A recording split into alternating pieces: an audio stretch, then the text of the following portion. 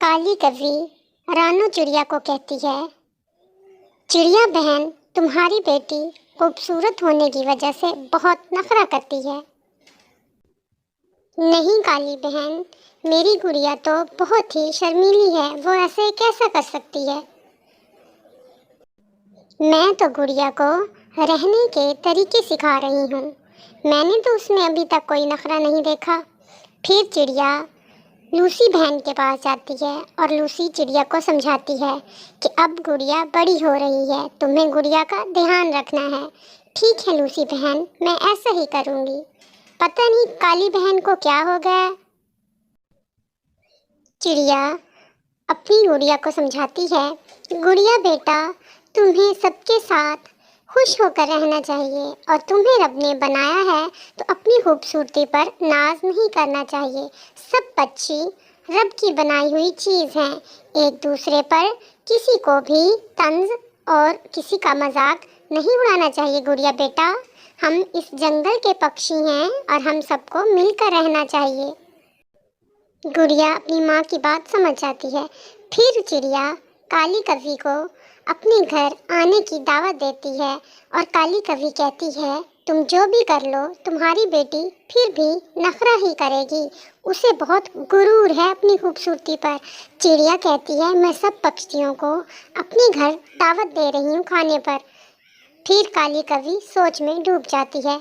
चिड़िया अपनी बेटी को कहती है कि आज हम सब पक्षियों की दावत करेंगे बेटा, तुम जाओ और सब पक्षियों को बुला कर लाओ ताकि तुम्हारे पहले दिन का खाना हम सबको खिला सकें। अब तुम बड़ी हो रही हो और तुम्हारी शादी के दिन भी करीब आ रहे हैं। गुड़िया कहती है, ठीक है माँ, मैं सब पक्षियों को दावत दे आती हूँ। फिर दोनों माँ बेटी सबको दावत देने में लग जाती हैं। हरियाली तोती को भी गुड़िया बुलाने चली जाती है। गुड़िया कबूतर को भी न्योता दे देती है कि आज आपने हमारे घर आना है। कबूतर खुश हो जाता है। गुड़िया कुछ देर आराम करने के लिए लेट जाती है और काली कवि सारे जंगल के पक्षियों को भड़काने में लग जाती है। वो उनसे कहती है कि तुम लोग चिड़िया के घर मत जाना, उसकी बेटी गुड़िया तुम लोगों को कहीं जहर ही ना खिला दे।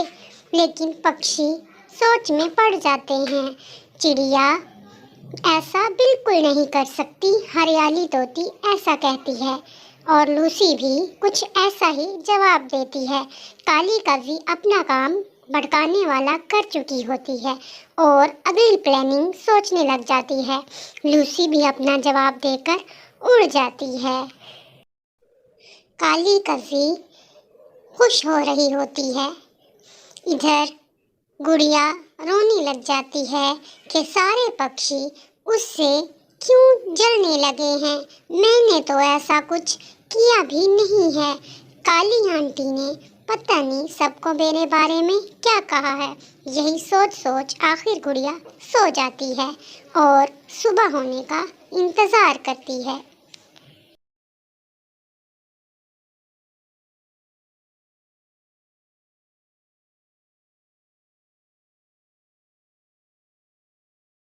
अगली सुबह सारे पक्षी गुड़िया के घर खाना खाने के लिए चिड़िया के पास पहुंच जाते हैं।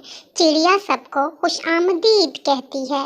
सब पक्षियों को गुड़िया का बनाया हुआ खाना मिलेगा। सारे पक्षी खाने की बहुत ही तारीफ करते हैं।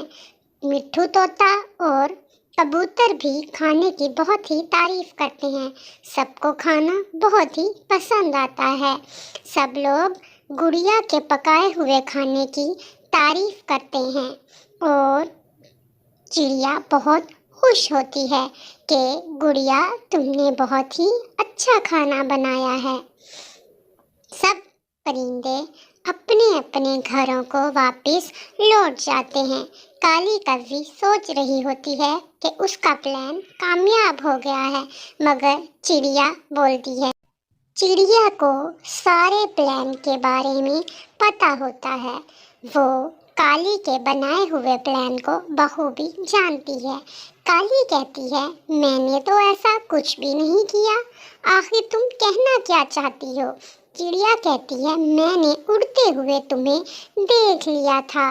काली कहती है, मैं समझी नहीं तुम क्या कह रही हो। चिड़िया कहती है, काली तुमने खाने में कंकर मिला दिए थे, मैंने तुम्हें देख लिया था। अब ये मत सोचो कि तुमने हमें हरा दिया, मैंने खाना तब्दील कर दिया था।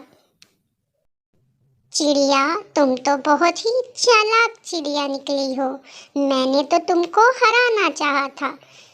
काली बहन, जो भी कर लो तुम, अच्छे के साथ हमेशा अच्छा ही होता है। और काली हमेशा की तरह हर रोज़ खाना चुराने में लग जाती है और मिट्ठू का अमरूद चोरी करके भाग जाती है।